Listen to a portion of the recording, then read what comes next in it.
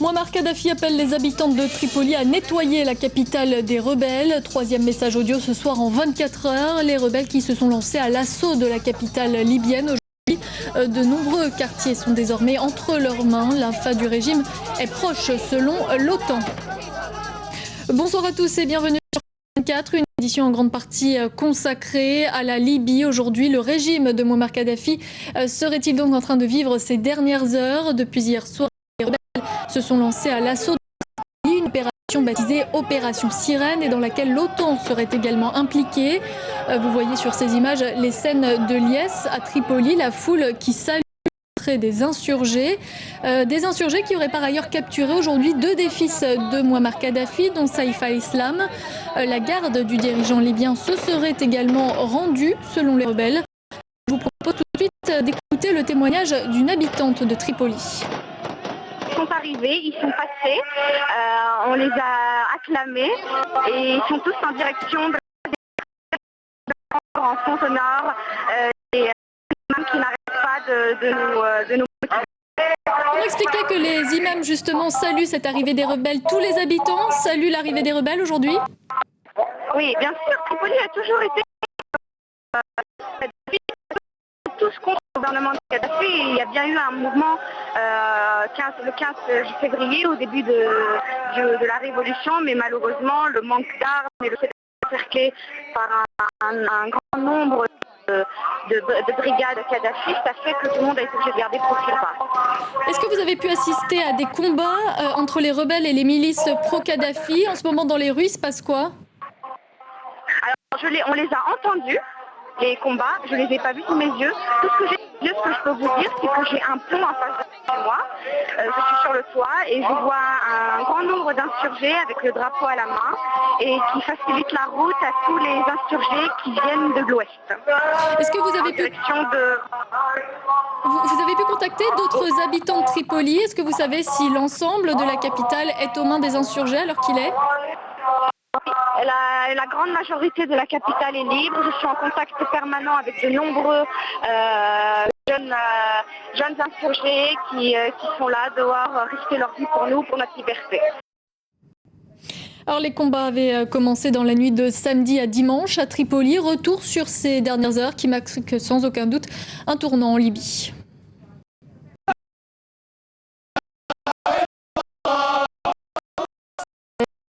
Proche. Ils ne sont plus qu'à quelques kilomètres de Tripoli. Comme Kadhafi le dit si bien, ils ont couru comme des rats, On fait un super boulot en ce moment.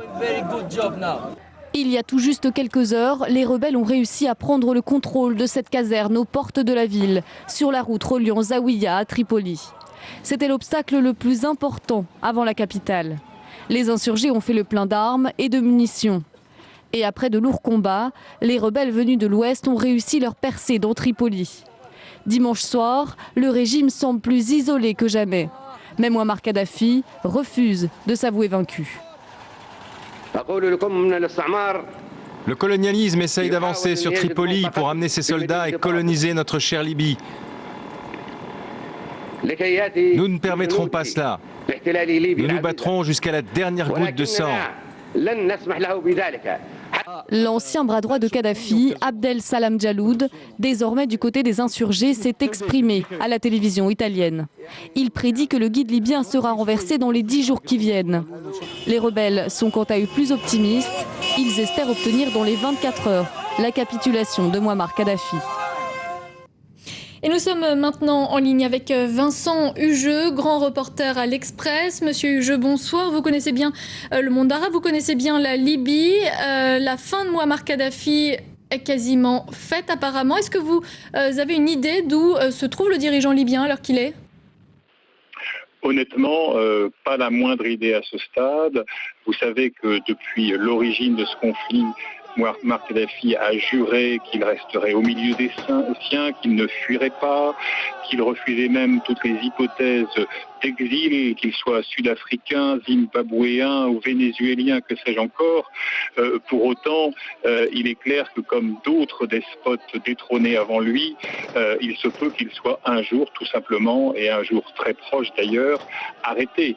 Alors certains vous disent que son tempérament le conduirait à préférer la mort à l'infamie d'une arrestation par les rebelles qu'il qualifie de rats, d'agents des colonialistes, mais on a vu d'autres tyrans dans le monde arabe, à commencer par l'Irakien Saddam Hussein, promettre qu'il ne serait jamais pris vivant, qu'il se battrait lui aussi jusqu'à la dernière goutte de son sang, et en fait lorsqu'il a été débusqué de son terrier près de sa ville natale, eh bien il n'a même pas esquissé un geste vers la Kalachnikov ou le revolver qui était posé à côté de lui.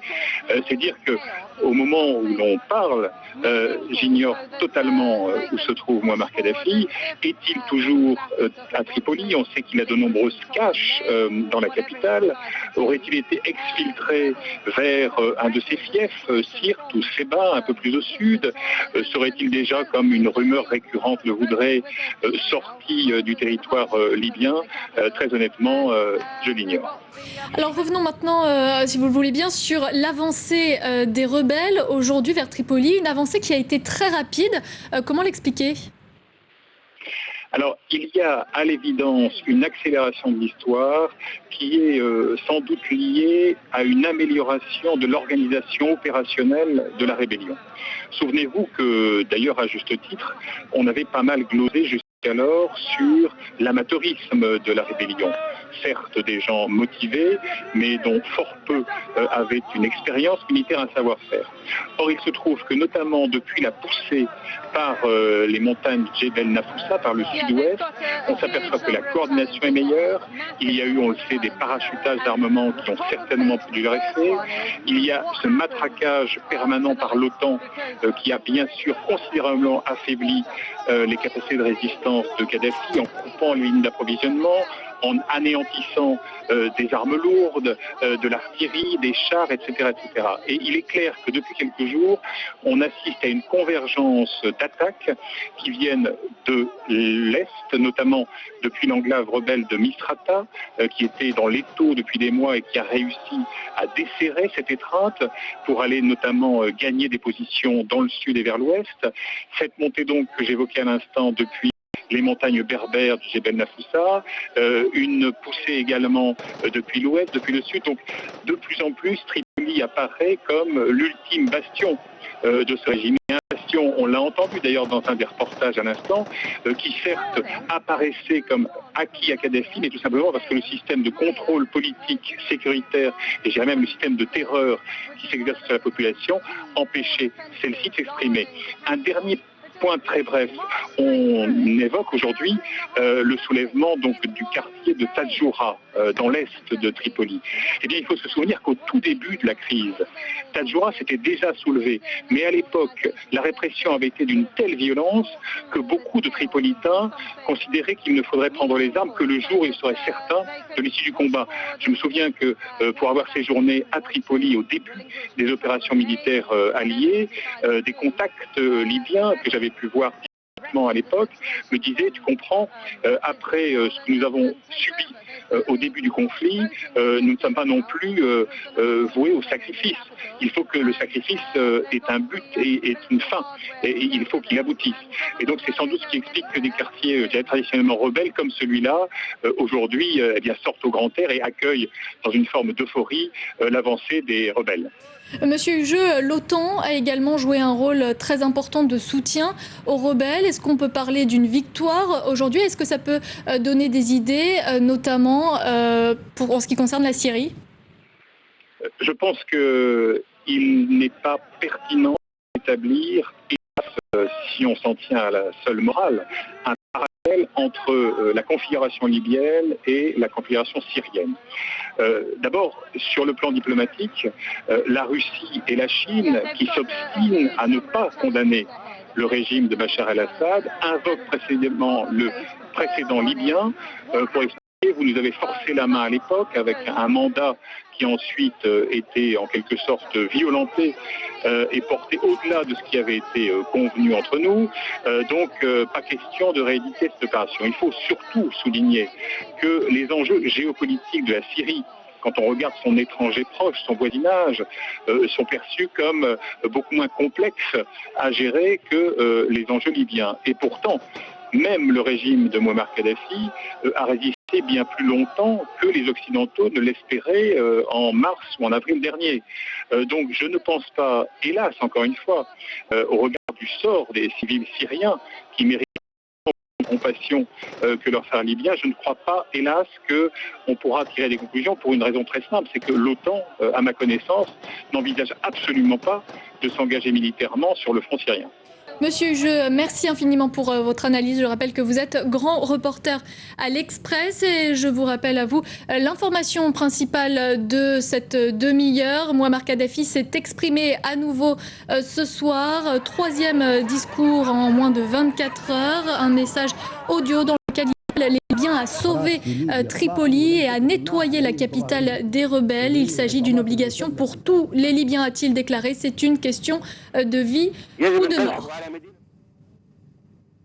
C'est la fin de ce journal. Merci à vous de l'avoir suivi. Dans une vingtaine de minutes, un nouveau point sur l'actualité.